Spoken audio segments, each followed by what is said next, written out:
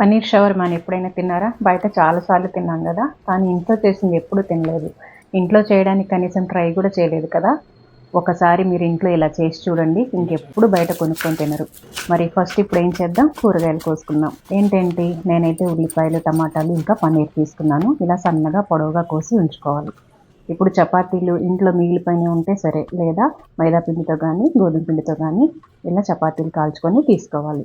నేనైతే సగం మైదా పిండి, సగం గోధుమ పిండి రెండు కలిపి చపాతీ చేశాను.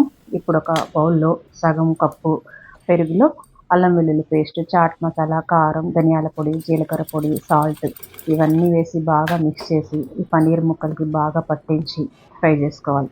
ఫ్రై చేయాలంటే ప్యాన్ పెట్టాలి, ఆయిల్ వేయాలి. వేడెక్కాక ఈ పన్నీర్ ముక్కల్ని అటు ఇటు తిప్పి చక్కగా కాల్చుకొని తీసుకోవాలి. ఇంకా పని అయిపోయింది, ఇంకా ఎక్కువ కష్టపడాల్సిన అవసరం లేదు. ఇప్పుడు చపాతీ మీద ఒక స్పూన్ కెచప్, మయోనీస్ రాసి పన్నీర్ ముక్కలు, ఉల్లిపాయ ముక్కలు, టమాటా ముక్కలు, సన్నగా తరిగిన కొత్తిమీర వేసి చుట్టేసుకోవాలి. ఇంకా ఇందులో చాలా వేస్తారు, కానీ మనం వేసినవి కూడా సరిపోతాయి.